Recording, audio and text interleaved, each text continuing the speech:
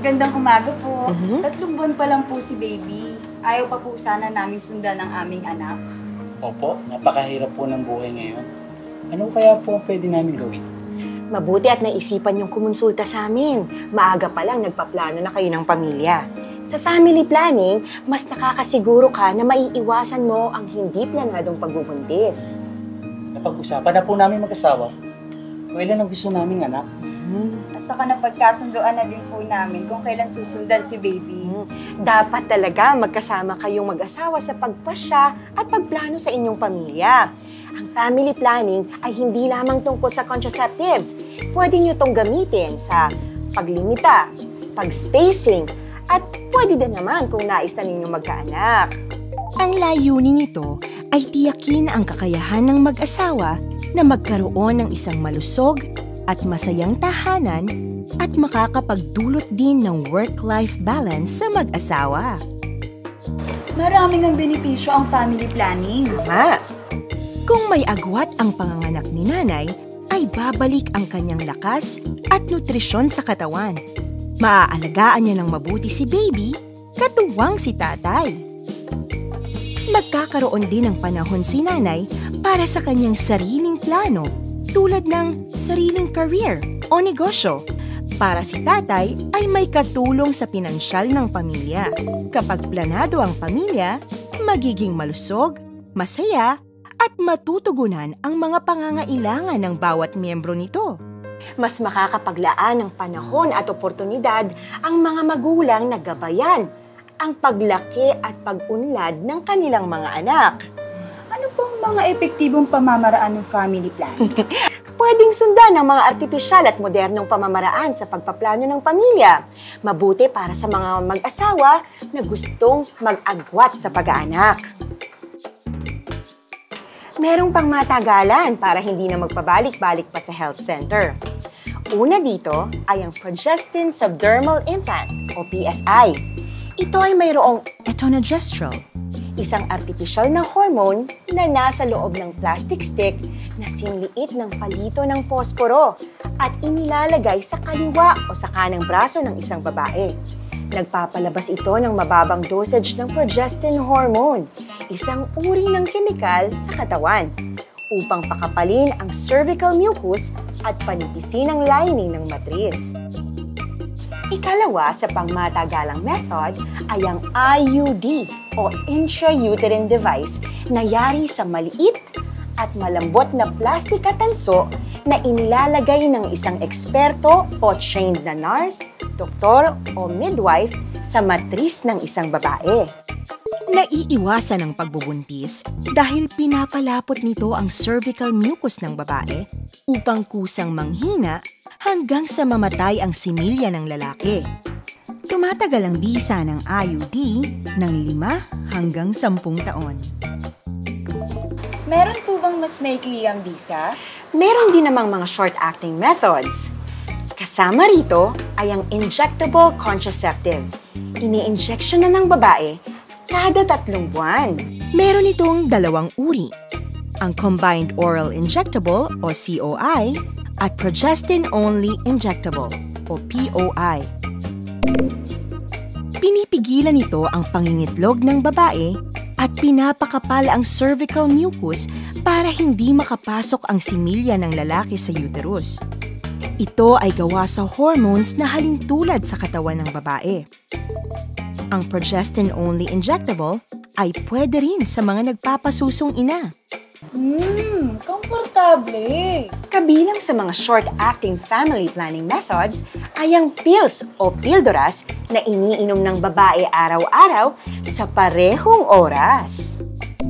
May 2 uri nito, ang Combined Oral Contraceptive or COC at Progestin-Only Pills o POP.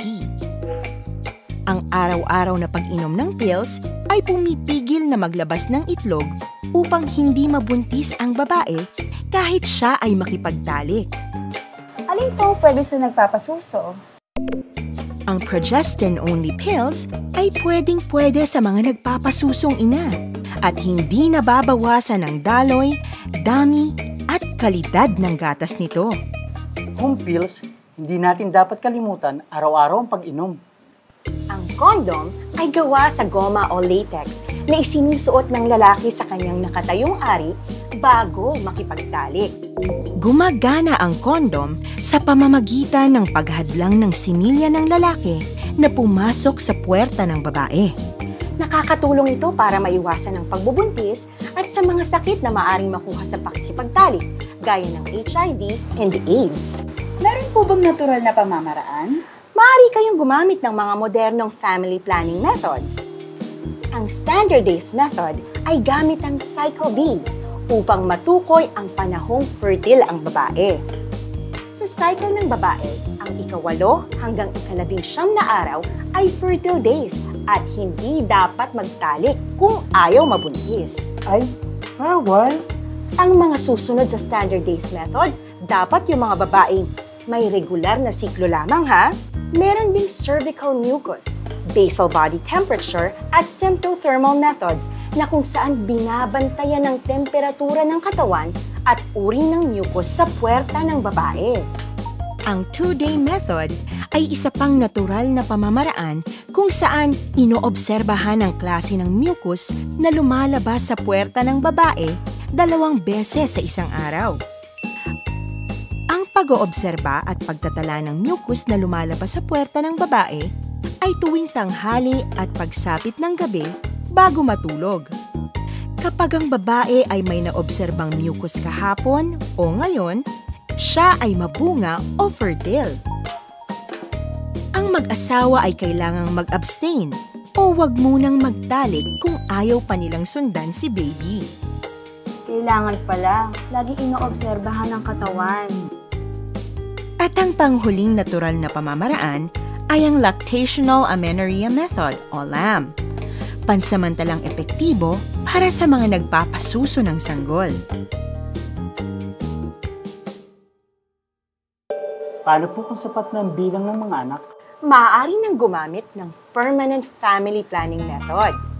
Para sa mga lalaki, ang no-scalpel vasectomy ay isang permanenteng paraan kung saan gumagawa ng maliit na hiwa o pagtali at pagputol sa anurang punlay o vas deferens na dinadaanan ng sperm ng lalaki upang hindi makaakyat at makalabas ang similya at makatagpo ang hinog na itlog ng babae.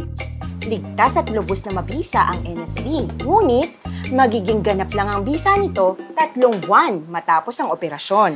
Eh baka naman ho, hindi nakayanin ni Mr. mag-perform pagkatapos ng NSV. Walang epekto ang NSV sa kakayahan at kasiyahan sa pakikipagtalik. Wala rin itong epekto sa kakayahang gampanan ang mga regular na gawain. Ngunit tandaan, hindi ito proteksyon laban sa mga sexually transmitted infections o STIs at HIV or AIDS. Ang pangalawang permanenteng pamamaraan ng family planning ay ang bilateral tubal ligation o kilala sa tawag na pagtatali o ligate para sa mga kababaihan. Sa family planning method na ito, tinatalian at pinuputol ang 2 anurang itlog o yung fallopian tube ng babae.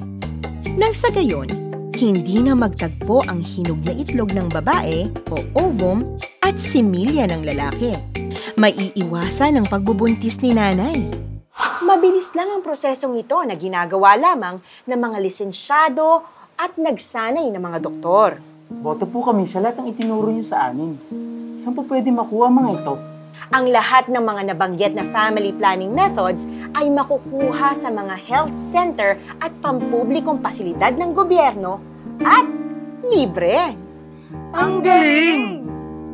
Para sa karagdagang kaalaman, maaari ring tumawag sa ating FP Helpline o sa Commission on Population and Development Regional Offices o Local Population Offices na malapit sa inyo. Sa family planning, iba na ang may alam. Ang pamilyang planado, protektado.